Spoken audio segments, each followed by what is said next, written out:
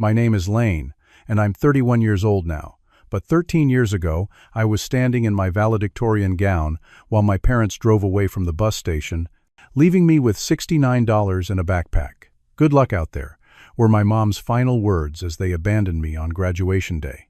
Fast forward 13 years, and I pulled up to our family reunion in a stretch limousine, watching their faces as they failed to recognize the successful man I'd become despite their cruelty. If you're curious about how I went from abandoned graduate to entrepreneur with a purpose, drop a like, hit subscribe, and let me know where you're watching from before I tell you the full story of my journey. I grew up in Westfield, Indiana, a typical American suburb where most families had decent homes, 2 cars in the driveway, and weekends filled with neighborhood barbecues. From the outside, we probably looked like any other middle-class family. My father, Richard, worked as a car salesman at the local Ford dealership. He was charismatic with customers but cold and demanding at home. My mother, Diane, sold real estate and was more concerned with keeping up appearances than nurturing her children. They weren't physically abusive, but their emotional neglect left scars deeper than any bruise could. I had 2 younger siblings who experienced a completely different childhood than mine. My brother Troy was 4 years younger, and clearly the favorite child. A natural athlete who brought home trophies and made my father proud with his football prowess. My sister Amanda was the baby of the family, 7 years my junior, cute and precocious in ways that delighted my parents. But me? I was always treated differently, held to impossible standards while being given none of the emotional support they showered on my siblings. From my earliest memories, I can recall the stark difference in how my parents interacted with each of us. When Troy would bring home a B on a test, there would be celebration and ice cream. When I brought home an A, the response was, invariably, "Why not an A+?" When Amanda needed help with a school project, my mother would stay up all night working on it with her. When I asked for help, I was told to figure it out myself because that's what smart kids do. I learned early on that the only way to get any positive attention from my parents was through achievement, so I pushed myself relentlessly. By the time I reached high school, I was working 2 part-time jobs while maintaining a perfect GPA. I worked weekends at the local grocery store, stocking shelves, and evenings at the public library, reshelving books. Every dollar I earned went into a savings account I hoped would help pay for college, since my parents made it clear they weren't planning to contribute. My social life was practically non-existent.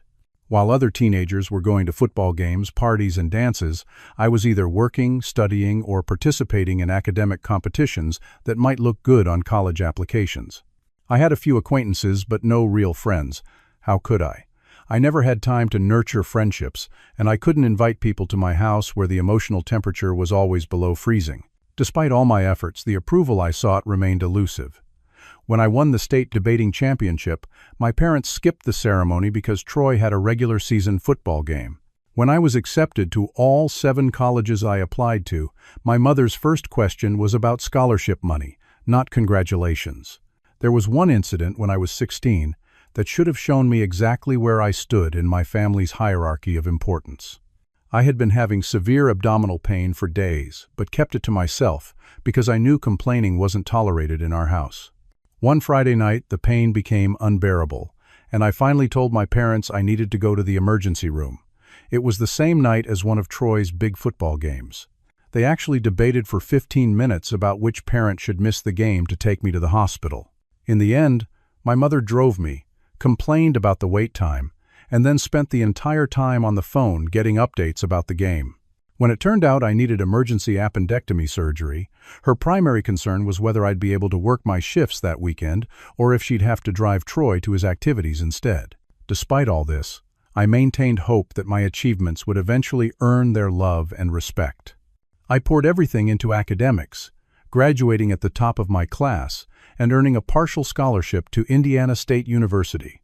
When I announced the scholarship at dinner, my father's response was, "So who's paying for the rest?" Not congratulations, not pride, just immediate focus on the financial burden I might place on them. Looking back, I can see how I was developing a defensive emotional detachment as a coping mechanism. I stopped expecting warmth or support and instead focused entirely on self-reliance. This emotional armor protected me but also isolated me further. By the time senior year rolled around, I was essentially living as a boarder in my parents' home, present physically but disconnected emotionally. As graduation approached, I felt a glimmer of hope for the first time in years.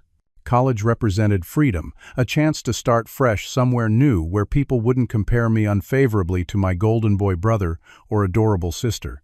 I thought that maybe, just maybe, my parents would finally show some pride at the graduation ceremony. After all, being valedictorian was no small achievement.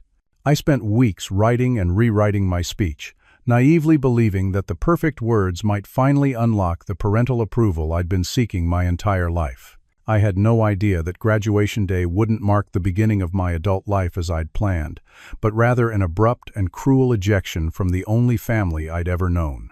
Graduation day dawned bright and clear, one of those perfect late May mornings where the air feels full of promise. I remember standing in front of the bathroom mirror in our house, adjusting my tie beneath the blue valedictorian gown, rehearsing my speech one last time.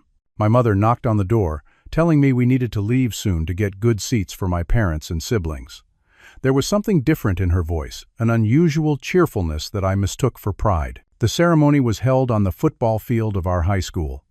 Rows of folding chairs for the graduates faced a stage decorated with the school colors. Family members filled the bleachers, armed with cameras and handmade signs. I spotted my parents and siblings as I walked in with the procession. They looked like any other proud family. My father even waved, something so out of character that it made my heart leap with hope. When it was time for my speech, I approached the podium with sweaty palms but a determined spirit. I spoke about resilience, about facing challenges and emerging stronger. Looking back, the irony is painful. I had no idea how soon I would be putting those very words to the test. As I concluded to applause, I glanced at my family. My mother was dabbing at her eyes with a tissue. I thought she was moved by my words, but now I wonder if they were crocodile tears, knowing what they were about to do. After the ceremony, there were the obligatory photos. My father actually put his arm around me for pictures, something he hadn't done in years. My mother kept saying how handsome I looked in my cap and gown. Troy and Amanda seemed bored but not unkind. For a brief, shining moment, I felt like part of a normal, happy family. On the drive home, my parents asked about my plans for the summer before college. I excitedly outlined how I would work extra shifts to save more money, and how I'd been researching business programs since that's what I wanted to study. My father nodded along, occasionally asking questions that seemed genuinely interested rather than critical. I remember thinking that maybe things were finally changing, that my graduation had somehow reset our family dynamic. Then I noticed we weren't heading home. Instead, my father had taken an unfamiliar turn, driving us away from our neighborhood. "Where are we going?" I asked, confusion creeping into my voice. "Isn't the graduation party at home?" "Just a quick stop first," my mother said, not turning around to look at me. 20 minutes later, we pulled into the Greyhound bus station on the outskirts of town. I still didn't understand what was happening, as my father parked the car. "Why are we stopping here?" I asked, a knot forming in my stomach. My mother turned around then, her face set in a mask of determination. She handed me an envelope. "Lane, it's time for you to make your own way in the world," she said, her voice eerily calm. "In this envelope is $69, your birth certificate, social security card, and high school diploma. We've done our part."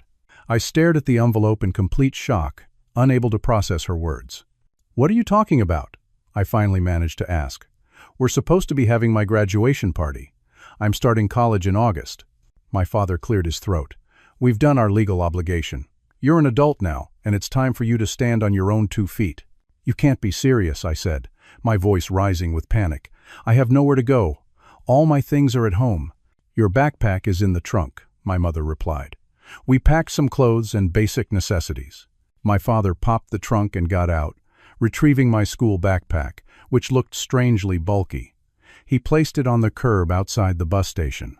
I couldn't believe what was happening. This had to be some kind of terrible joke. "Is this because of college tuition? I told you I got a partial scholarship, and I've been saving from my jobs." "I don't expect you to pay for everything." "This isn't about money," my mother said, though her tone suggested otherwise. "It's about independence. You're smart, Lane. You'll figure it out." "Please," I begged, tears forming in my eyes. "Don't do this! I'm your son!" For a brief moment, I thought I saw hesitation in my father's eyes, but then they hardened again. A man makes his own way in the world. It's time you learned that lesson. My mother's final words before they drove away were burned into my memory. Good luck out there. I stood on the curb in my graduation gown, holding an envelope with $69 and a backpack, watching as my family's car disappeared down the road. They didn't look back. Not once. The reality of my situation hit me in waves. First disbelief, then panic, then a crushing sense of betrayal. I changed out of my graduation gown in the bus station bathroom, stuffing it into the already full backpack. Looking through what they had packed, I found 3 changes of clothes, a toothbrush and toothpaste, a small first aid kit, and a worn copy of How to Win Friends and Influence People. My father's idea of a parting gift, apparently. I sat on a bench inside the station for hours, unable to decide what to do or where to go. Night fell, and the station emptied out, except for a few homeless people seeking shelter. I realized with a start that I was now one of them. Homeless on the day I graduated as valedictorian. That first night was the longest of my life. I didn't sleep, too afraid of what might happen to me or my few possessions if I did. I just sat there, watching the clock tick away the hours, trying to understand how my parents could do this to me. What had I done to deserve this? Was I really such a terrible son that they couldn't wait to be rid of me? The questions tormented me as I sat shivering on the hard bench, my future suddenly a terrifying blank. By morning, I had cried until no more tears would come. In their place was a hollow feeling, an emptiness where my heart should have been. But also, deep down, a tiny spark of determination began to flicker. If this was how they wanted it to be, I would show them exactly what Lane Adams was capable of on his own. With the $69 my parents had left me, I purchased a one-way bus ticket to Indianapolis. The bigger city offered more opportunities than our small town, and I couldn't bear the thought of running into someone who knew me while I was homeless. The ride was only 90 minutes, but it felt like crossing into another world. As the bus pulled into the Indianapolis station, I clutched my backpack and tried to look more confident than I felt. The first shock was how expensive everything was. A cheap motel would eat up most of my remaining cash in a single night. I couldn't afford that luxury, so my first night in Indianapolis was spent in a homeless shelter after hours of wandering unfamiliar streets. The shelter was overcrowded, noisy, and frightening for someone who had never experienced anything like it. I slept with my backpack clutched to my chest, one eye open, surrounded by the snores and occasional shouts of other desperate people. Each morning, I would leave the shelter and spend my days at the public library, using their computers to search for jobs and housing. I applied for anything and everything, but without a permanent address or reliable phone number, callbacks were rare. When my cash dwindled to $15, I started frequenting soup kitchens for meals, standing in line with people 3 times my age, feeling both shame and gratitude for the hot food. My break came 2 weeks after arriving in Indianapolis. A small diner, 6 blocks from the shelter, had a handwritten dishwasher wanted sign in the window. The owner, Frank, was a gruff man in his 60s with hands scarred from decades in kitchens. When I walked in and asked about the position, he looked me up and down skeptically. "You don't look like you've ever washed dishes professionally," he said. "I haven't," I admitted. "But I learn fast, I work hard, and I really need this job." Something in my expression must have reached him because he sighed and said, "Minimum wage, 6 hours today, and if you're good, we'll talk about tomorrow. Kitchen's through there." That first shift was brutal. The water was scalding, the dishes never-ending, and every muscle in my body ached by the end of it. But I didn't complain, not once. When closing time came, Frank walked back to find me still scrubbing the last pot to a shine. "You're thorough," he observed. "Come back tomorrow at 7 a.m. Within a week, I had a regular schedule. Frank even started paying me in cash daily when he realized I was homeless. An act of kindness I'll never forget. After 2 weeks, he offered me additional shifts, and I eagerly accepted. With consistent income, I was able to answer an ad for roommates, sharing a 2-bedroom apartment with 3 other guys in one of the roughest neighborhoods in the city. The apartment was terrible cockroaches in the kitchen, sporadic hot water, and the constant smell of mold, but it was a roof over my head. My bedroom was actually a partitioned corner of the living room, separated by a hanging sheet. I slept on an air mattress that slowly leaked throughout the night, waking up practically on the floor each morning. but it was mine, and it was a step up from the shelter. During those early months, I tried repeatedly to contact my family. I called our home phone from payphones, but they never answered. Once, after saving for weeks, I took a bus back to Westfield and walked to our house, only to have my father answer the door and tell me to leave before he called the police. My mother peered from behind him but said nothing. That day, I also learned something that twisted the knife even deeper. My parents had told my siblings that I had chosen to leave, that I wanted nothing to do with the family anymore. Troy and Amanda believed I had abandoned them, not the other way around.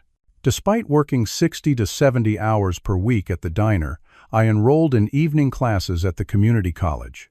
Education had always been my path forward, and I wasn't going to let my circumstances change that. I took basic business courses, often arriving exhausted from a full shift, forcing myself to stay awake as professors discussed accounting principles and marketing strategies. The toll on my physical and mental health was severe. I lost 20 pounds in those first few months, my clothes hanging loose on my increasingly gaunt frame. Dark circles became permanent features under my eyes, and a persistent cough developed from the mold in the apartment. Some nights, after a double shift in classes, I would lie on my slowly deflating mattress and wonder if this was all life had in store for me, endless struggle just to survive. There were moments of kindness that kept me going. Frank started making sure I ate a proper meal during each shift. A professor stayed late to help me understand concepts I was too tired to grasp during class. One of my roommates, Darius, shared his cold medicine when I couldn't afford to buy my own. These small acts of humanity were lifelines when I felt like I was drowning. The hardest time came during the holiday season. The diner was closed on Christmas Day, and the campus was shut down for winter break. I spent December 25th alone in the apartment while my roommates visited their families. I tried not to think about what Christmas morning looked like at my parents' house, whether Troy and Amanda were opening presents and enjoying a big breakfast, whether anyone mentioned my absence. I distracted myself by working ahead on assignments for the next semester, but the silence of the empty apartment was deafening. New Year's Eve marked the lowest point. 6 months had passed since graduation day. Half a year of struggle, exhaustion, and loneliness. I sat on the fire escape outside our apartment window, watching distant fireworks explode over downtown Indianapolis as strangers celebrated the coming year. I had $8.27 to my name despite working nearly every waking hour. My grades were decent but not excellent like they once had been. There simply weren't enough hours in the day to work, study, and excel. For a dark moment on that fire escape, I contemplated giving up. What was the point of fighting so hard just to barely survive? No one would miss me if I disappeared. My family had already erased me from their lives. My roommates barely knew me. I had no friends, no support system, no safety net, just endless work and struggles stretching into a bleak future. As the midnight fireworks reached their crescendo, I closed my eyes and let myself feel the full weight of my despair. Then, as the last explosions faded and silence returned, I made a decision. I would give myself 1 more year, 365 more days to try to build something better. If nothing had improved by next New Year's Eve, I would reconsider my options. But until then, I would push forward with everything I had. I couldn't have known it then, but that rock-bottom moment on the fire escape was the darkness before dawn. The coming year would change everything. January brought bitter cold to Indianapolis and a subtle shift in my circumstances at the diner. Frank, who rarely offered praise or engaged in personal conversation, began asking me to help with more than just dishes. First, it was food prep, chopping vegetables and portioning ingredients. Then it was filling in for servers when they called out sick. By February, he was teaching me to work the grill during the breakfast rush. One morning, after I'd smoothly handled a chaotic 2-hour period without a single mistake, Frank called me into his small office at the back of the diner. "You notice things others miss," he said without preamble. "You remembered every customer's special request, caught that delivery error before I did, and kept the kitchen flowing even when we were slammed. I wasn't used to compliments and didn't know how to respond." "Thank you?" I said uncertainly. Frank snorted. "It wasn't a question, kid. I'm offering you a promotion to shift manager, $3 more an hour and consistent day shifts so you can keep taking your classes." It was the first real break I'd had since being abandoned, and I seized it gratefully. The pay increase allowed me to move from the moldy apartment to a slightly better situation, a converted garage apartment behind an elderly couple's home. It was small but clean, with reliable heat and no roommates. For the first time in months, I slept through the night without worry. The most significant change came in March when I met Jackson Davis.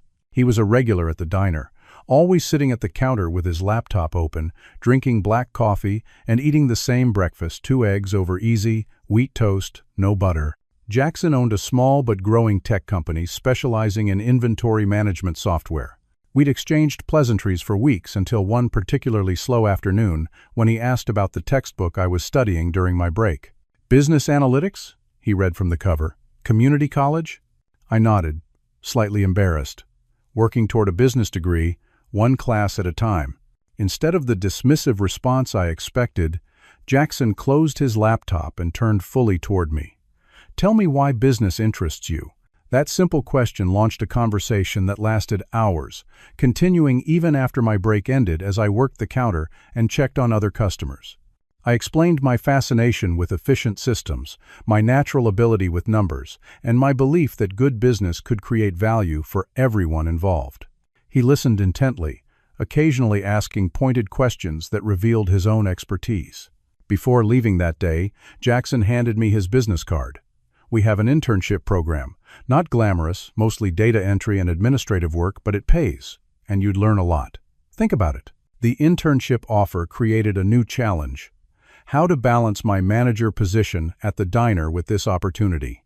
Frank, showing unexpected flexibility, agreed to schedule me for evening shifts only, allowing me to work at Jackson's company 3 mornings a week while still attending afternoon classes. My new schedule was grueling, often 16-hour days between both jobs and school, but for the first time, I was doing more than just surviving. I was building something. Jackson's company, Dataflow Solutions, occupied a modest office in a converted warehouse. My responsibilities started small filing, answering phones, organizing meeting notes. But Jackson noticed how quickly I completed these tasks and began giving me more challenging assignments. When the company received a client complaint about inefficiencies in their inventory system, Jackson asked for my perspective. Drawing on what I was learning in my business classes and my innate problem-solving abilities, I spent a weekend analyzing the client's workflow. I identified 3 major bottlenecks in their process and created a simple solution that reconfigured their software settings. When implemented, my changes reduced processing time by 40% and eliminated most errors. Jackson was impressed. Most interns would have just passed along the complaint. "You found a solution that will probably save that client thousands of dollars a year." My stock at Dataflow rose rapidly after that. Jackson began involving me in client meetings, valuing my observations and suggestions. 6 months into the internship, he offered me a part-time project manager position with benefits, including tuition assistance. "Your potential is being wasted 1 community college class at a time," he told me. "Finish your associate's degree, then transfer to Indiana University's business program. We'll work around your class schedule, and the company will help with tuition." It was an opportunity beyond anything I could have imagined a year earlier. With Jackson's mentorship and financial support, I was able to accelerate my education while gaining valuable real-world experience. I still worked weekend shifts at the diner out of loyalty to Frank, but my career path had clearly shifted toward business and technology. As my professional life improved, I began addressing my emotional wounds. The trauma of being abandoned had left me with trust issues, anxiety, and occasional panic attacks. With health insurance through Dataflow, I started seeing a therapist who specialized in family trauma. Those sessions were often brutal, forcing me to confront feelings I'd suppressed to survive. I had to acknowledge not just the pain of the abandonment itself, but the years of emotional neglect that preceded it. I had to recognize how that upbringing had shaped me, my workaholic tendencies, my difficulty accepting help, my fear of rejection. "Your parents failed you," my therapist said during one particularly difficult session, "but that doesn't mean you're unworthy of love and support. Their actions reflect their limitations, not your value." Those words struck me like a physical blow. For so long, I'd subconsciously believed that if I just worked hard enough, achieved enough, I could earn my parents' love. Accepting that nothing I did would ever be enough was both devastating and liberating. With this new perspective, I began taking small risks with trust and friendship. I accepted dinner invitations from coworkers, joined a recreational basketball league, and even went on a few dates. None of these relationships immediately blossomed into deep connections. I had too many walls for that, but they were steps toward healing. The most tangible sign of my growing confidence came when I made my first investment. Using $2,000 I'd managed to save, I purchased shares in a promising tech startup Jackson had mentioned. 3 months later, those shares had doubled in value. It wasn't life-changing money, but it represented something profound. I was no longer just reacting to circumstances, but actively shaping my future. By the end of that pivotal year, the frightened, homeless graduate sleeping in shelters was unrecognizable. I had a stable job, an education in progress, a decent apartment, and the beginnings of a professional network.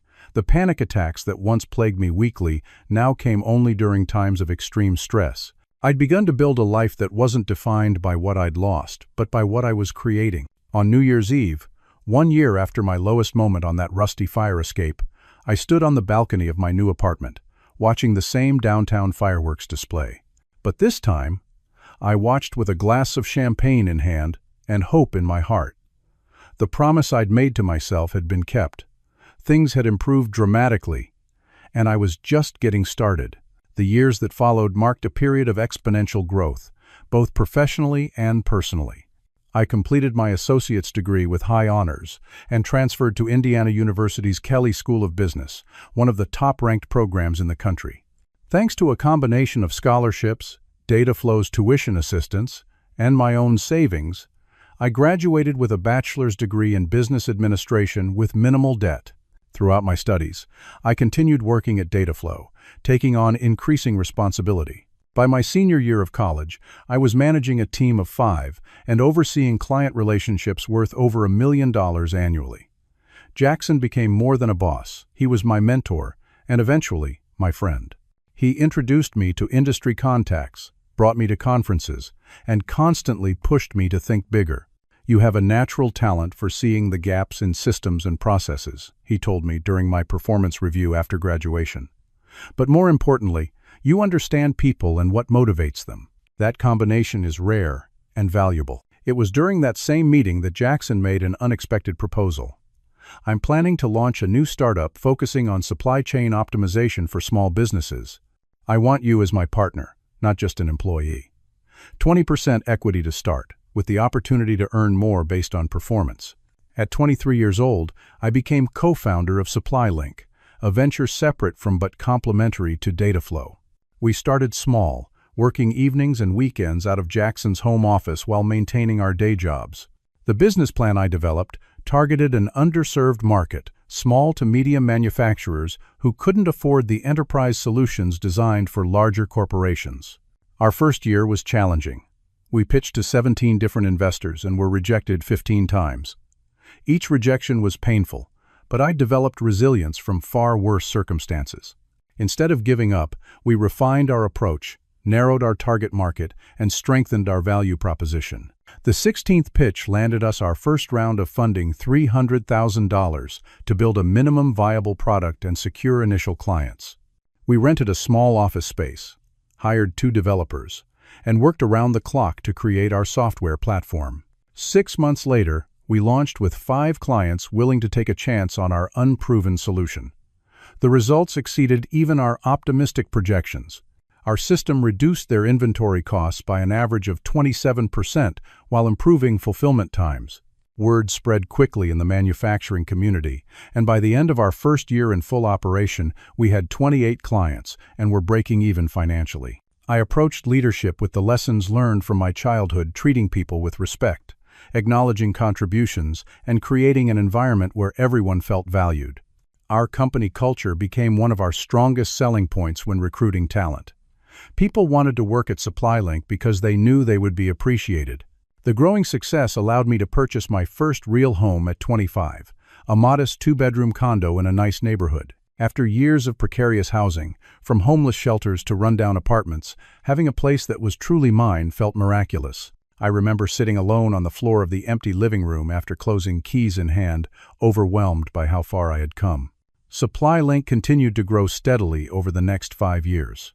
We expanded our team to 35 employees, moved to larger offices, and developed additional software modules that addressed other pain points for our clients. Our annual revenue crossed the $5 million mark, and industry publications began to take notice. I was featured in a 30 Under 30 list of promising young entrepreneurs, ironically in the same magazine my father used to read on Sunday mornings. At 28, I faced a pivotal decision when a major tech corporation offered to acquire SupplyLink for $22 million.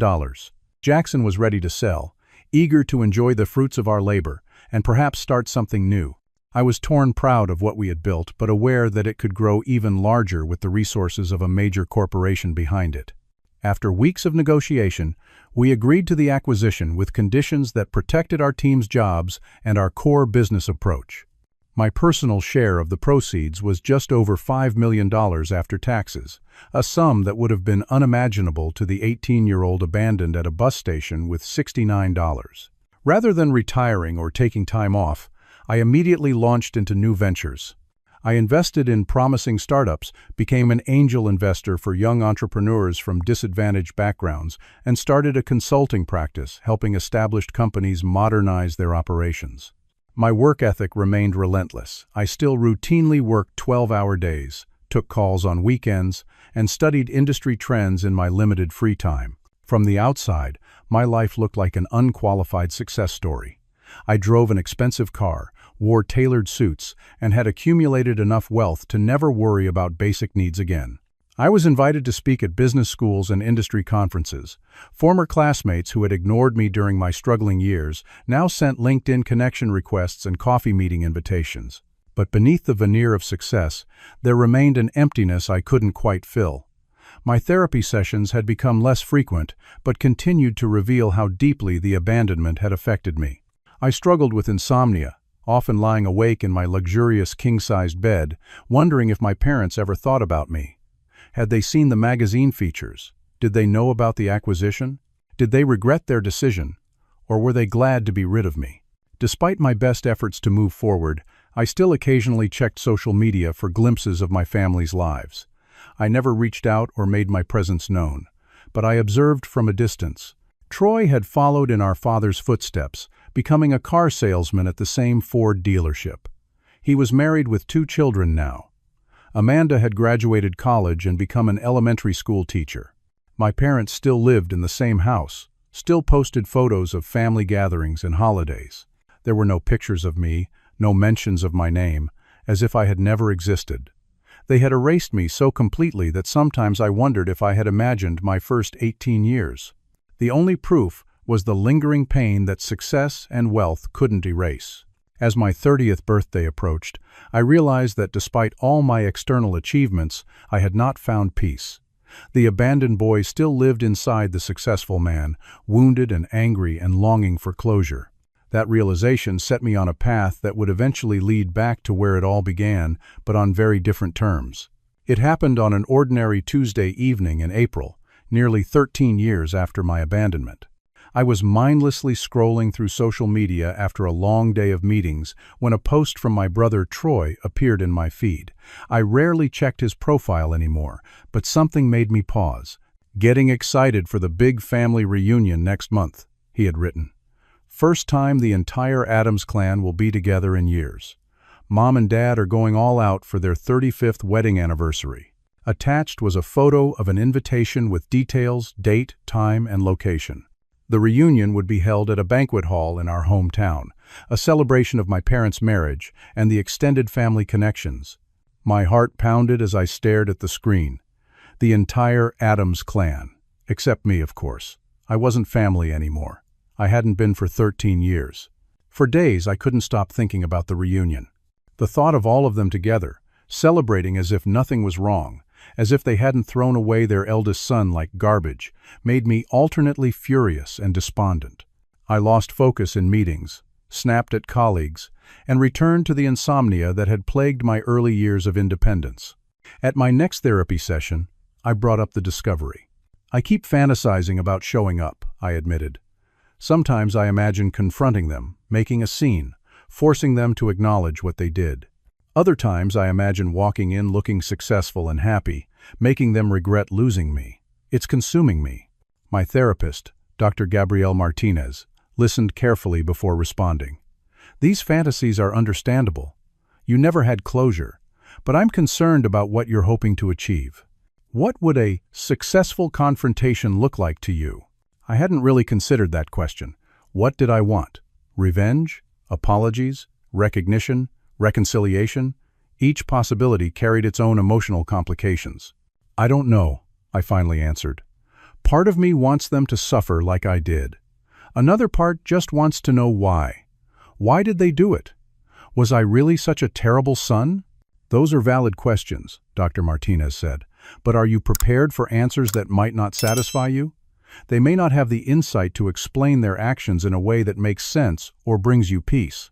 Over the next several weeks, my nightmares returned dreams where I was back at that bus station, watching my parents drive away.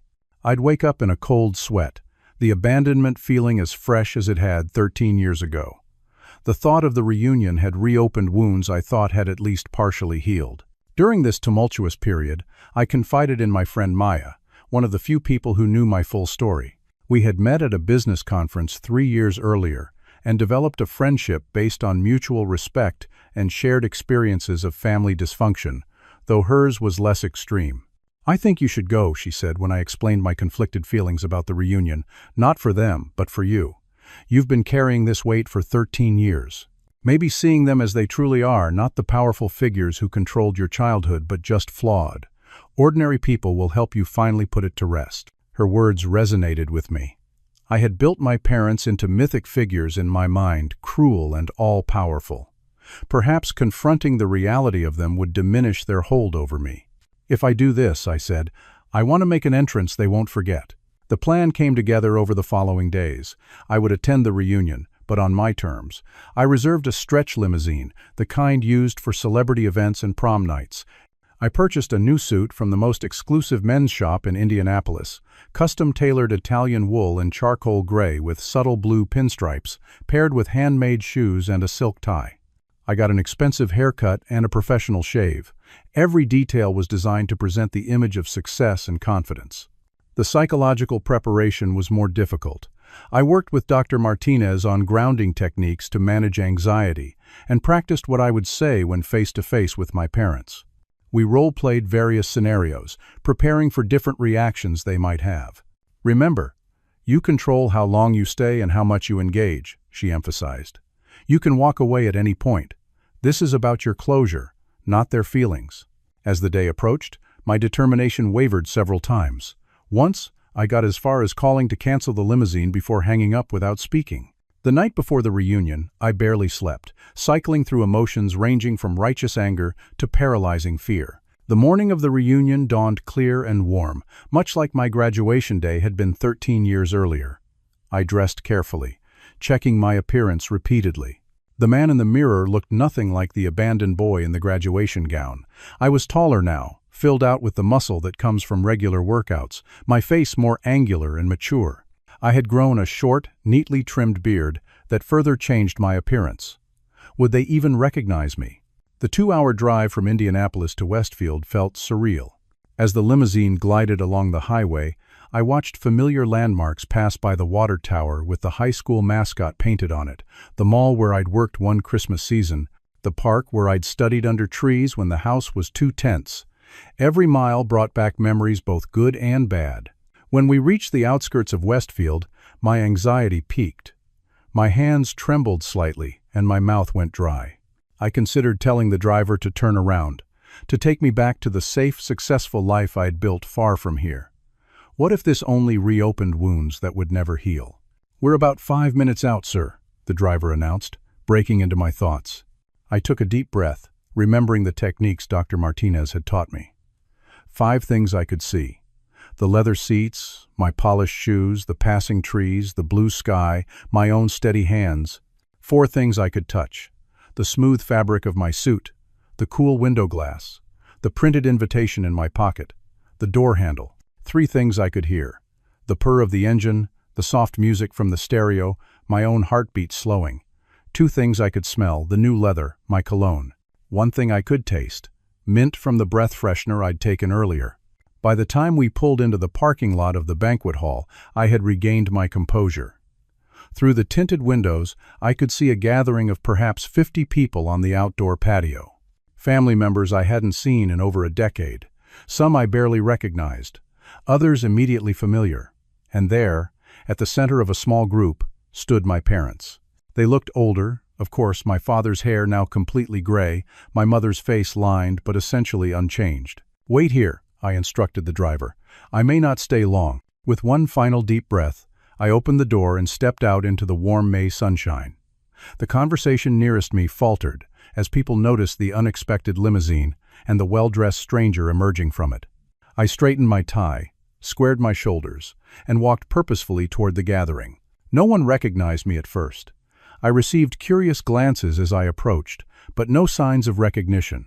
It wasn't until I was within 10 feet of my parents that my mother's expression changed, her eyes widening as she took in my face.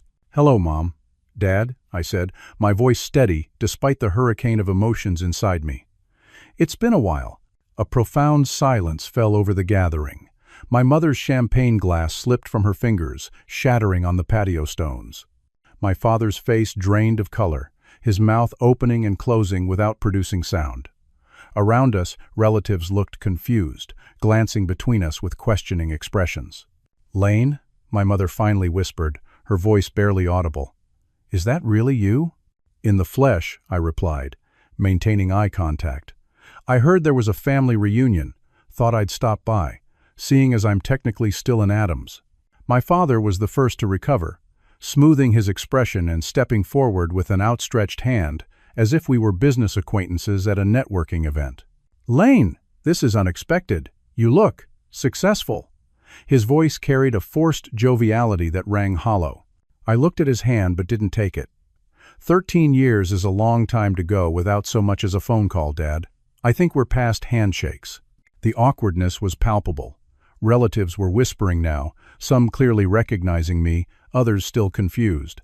I spotted Troy across the patio, his face a mask of shock.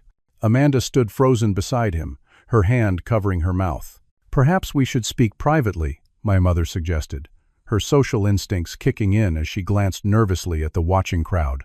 "Why?" I asked. "I have nothing to say that the family can't hear, unless you're worried about them knowing what you did." An older woman who must have been my aunt stepped forward. "Lane, honey, we all thought you wanted nothing to do with the family. Your parents told us you left after graduation to make your own way, and refused to stay in touch." I laughed, though there was no humor in it. "Is that the story they told? That I abandoned them? Interesting revision of history." My mother's face flushed. "Lane, please. We can discuss this like adults." "Like adults?" I repeated, my voice rising slightly. "Was it adult to drop your 18-year-old son at a bus station with $69 and a backpack on his graduation day? Was it adult to drive away without looking back? To change the locks? To tell my siblings lies about why I disappeared?" Gasps rippled through the crowd. My father's expression hardened. "We did what we thought was best," he said stiffly. "You were always so independent, so capable. We knew you'd land on your feet." Land on my feet? The calm I'd maintained began to crack. I was homeless for weeks. I slept in shelters and on park benches. I nearly starved while working 3 jobs trying to survive. My mother stepped closer, her eyes suddenly calculating as she took in my expensive suit, the limousine visible in the parking lot. "But clearly you've done well for yourself. Our approach worked, didn't it? Look at how successful you've become." Her words struck me like a physical blow. In her mind, my success justified their cruelty. I took a moment to steady my breathing before responding. "Let me be very clear," I said, my voice low but intense. "I succeeded despite what you did to me, not because of it. There is no parenting philosophy that justifies abandonment. There is no rationalization that makes what you did anything but cruel and selfish." Troy approached cautiously, confusion evident on his face. "Lane, I don't understand. They told us you cut off contact, that you wanted nothing to do with us." "They lied," I said simply, looking at my brother for the first time. "I called. I came back once, early on. Dad threatened to call the police if I didn't leave." Amanda had joined us now, tears streaming down her face. "We missed you so much," she said. I used to ask when you were coming home for Christmas, for birthdays. They always said you were too busy with your new life to bother with us. I felt a surge of anger on behalf of my siblings, manipulated and lied to for years. I would have been there if they had allowed it, I told her gently. I never chose to leave you. My father interrupted, his voice taking on the authoritative tone I remembered from childhood. Now see here, Lane, we may have been tough, but we raised you to be self-reliant. This pity party doesn't change the fact that our approach clearly worked. You've obviously done very well for yourself. I stared at him, finally seeing with adult eyes what I couldn't as a child. This man wasn't an all-powerful figure to be feared and obeyed. He was just a small, insecure person who had abused his authority over a child who depended on him. Let me tell you exactly how your approach worked, Dad, I said evenly. After you abandoned me, I spent the first night in a bus station, too afraid to sleep. I spent the next 6 months working 16-hour days just to afford a room in a mold-infested apartment with 3 strangers. I developed panic attacks so severe I sometimes couldn't breathe. I went through holidays alone, birthdays alone, wondering what I had done to make my own parents discard me like garbage. My mother was crying now, but I felt nothing for her tears. They were for her embarrassment, not my pain. But yes, I continued. Eventually, I did succeed. I found mentors who saw value in me and helped me grow. I built a company that was acquired for millions. I've been featured in business magazines and invited to speak at universities. I have a beautiful home, financial security, and people who genuinely care about me. I paused, looking between them. And not once in all those years of building my success did I ever think, thank God my parents abandoned me to make this possible. Not once did I believe that what you did was justified or necessary. It was simply cruel, and no amount of success on my part changes that fact. The gathering had gone completely silent. Even distant relatives were listening now, witnessing this long-overdue confrontation. "What do you want from us?" my father finally asked, his voice uncharacteristically uncertain. "Money? We don't have much, but—" I cut him off with a sharp laugh. "I made $5 million when my company was acquired 3 years ago. I don't need your money." His eyes widened at the figure. "Then what? An apology?" "Fine. We're sorry if you felt—" "If I felt?" I interrupted again. "No, that's not an apology. That's deflection. And honestly, I didn't come here for apologies anyway. They're 13 years too late." "Then why did you come?" my mother asked. I took a deep breath, finally articulating what had become clear during the confrontation. "I came for closure. I came to look you both in the eyes as an adult and tell you that what you did was wrong. Deeply, fundamentally wrong. I came to make sure the family knows the truth. And I came to tell my siblings that I never chose to leave them." I turned to Troy and Amanda. "I'd like to get to know you both again, if you're willing. You can reach me any time." I handed them each a business card with my contact information. Returning my attention to my parents, I continued, "As for you two, I don't want a relationship. I don't hate you anymore. Hatred requires emotional investment I'm not willing to make. I simply recognize that you're not people I want in my life." My father seemed to deflate before my eyes, the bluster gone from his posture. My mother reached toward me imploringly. "Lane, please. We're still your parents. We made a mistake. Can't we start over?" I regarded her thoughtfully. "That's the thing about some mistakes, they have permanent consequences. This is one of them. You haven't been my parents since the day you drove away from that bus station. You can't abandon your child and then claim parenthood when it becomes convenient or when that child becomes successful."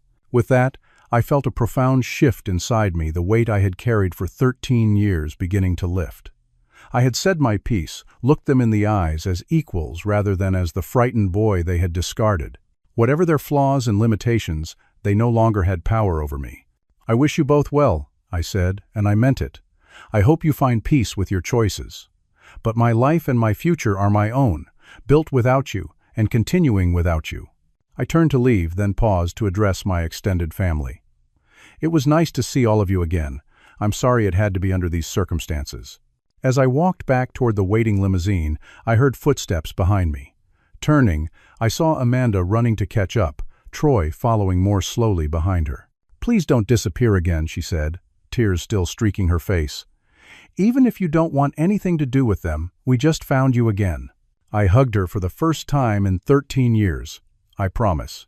This time leaving is my choice, and it's just about them, not you. Troy joined us, awkwardly extending his hand. I had no idea, man, all these years. I shook his hand, then pulled him into a brief hug. It's not your fault. We were all just kids.